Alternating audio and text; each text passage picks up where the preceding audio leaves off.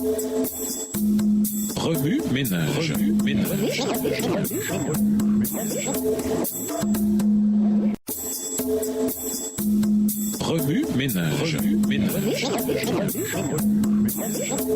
Bienvenue dans votre émission. Remue ménage. Nous voilà à la leçon de dimanche. Intérioriser, servir de manière désintéressée. Alors que nos premiers pionniers attendaient le retour de Jésus, ils reconnaissaient qu'ils vivaient déjà à l'époque du jugement au cours duquel chaque personne sera appelée à rendre compte de sa vie devant Dieu. Concernant la cruauté de la traite des esclaves et la lumière du jugement, Ellen White a écrit « Tout le ciel voit avec indignation les êtres humains. Cette création de Dieu réduit par leurs semblables à la dégradation la plus abjecte, rabaissée au rang des brutes. Les anges ont enregistré tout cela dans le livre. Les larmes des esclaves pieux, hommes ou femmes, des pères, des mères et des enfants, des frères et des sœurs sont conservés dans le ciel. » Extrait du livre premier écrit, section Les péchés de Babylone, page 275. Leur croyance dans le retour prochain de Jésus et dans les jugements imminents de Dieu les motiva à s'opposer à l'esclavage américain. Bien que s'agissant d'une période très tendue de l'histoire des États-Unis, laquelle a débouché sur une guerre civile sanglante dans les années 1860, nos premiers pionniers étaient inébranlables dans leur critique publique du commerce des esclaves. En 1857, J.N. Andrews écrivit « C'est dans l'institution de l'esclavage que se manifeste plus particulièrement, jusqu'à présent, l'esprit du dragon qui habite le cœur de cette nation hypocrite. » Extrait du livre « The Three Angels of Revelation 14 »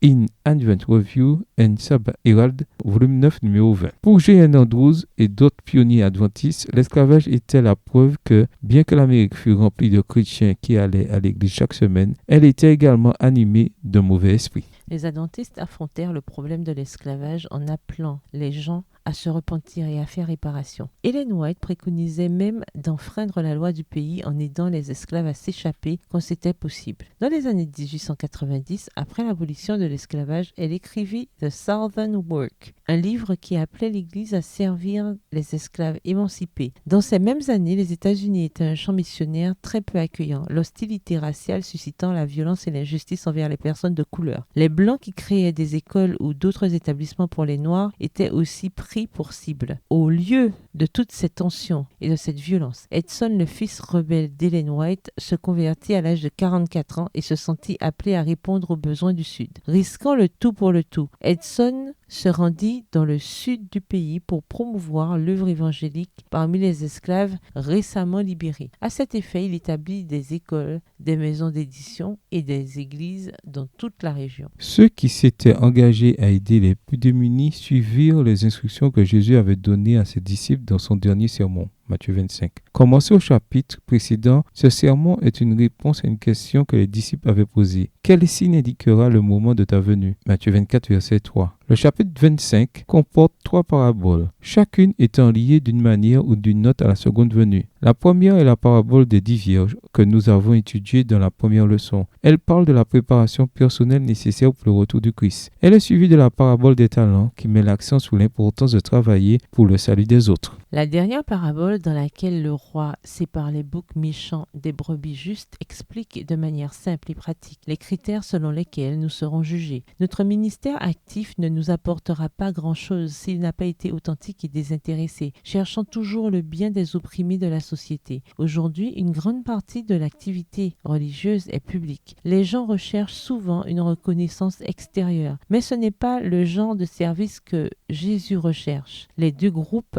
de la parabole des brebis et des boucs ont été surpris de ce que leur service ou leur manque de service ait été remarqué. Les personnes représentées par les boucs ne s'attendaient pas à être condamnées pour leur négligence à l'égard de personnes apparemment sans importance, et celles représentées par les brebis ne s'attendaient pas à être récompensées pour la manière dont elles aidaient les parias de la société, car elles ne le faisaient pas pour s'attirer les faveurs du public. Oui, ménage, revenez à votre texte écrit et étudiez le passage. Encerclez les mots ou expressions ou idées répétées. Soulignez les mots expressions qui sont importants et qui signifient quelque chose pour vous. Reliez par une flèche les mots expressions aux autres mots expressions associés au connexe. Quels éclairages particuliers vos notes semblent-elles indiquer dans l'ensemble? Mémorisez votre verset préféré tiré de Matthieu 25 et versets 31 à 46. Écrivez-le plusieurs fois pour vous le rappeler plus facilement. Comment la parabole des brebis et des boucs nous apprend-elle à nous préparer au retour de Jésus? Comment pouvons-nous aider les gens tout en cessant d'espérer que les autres le remarquent? Au revoir. Et à demain si Dieu veut.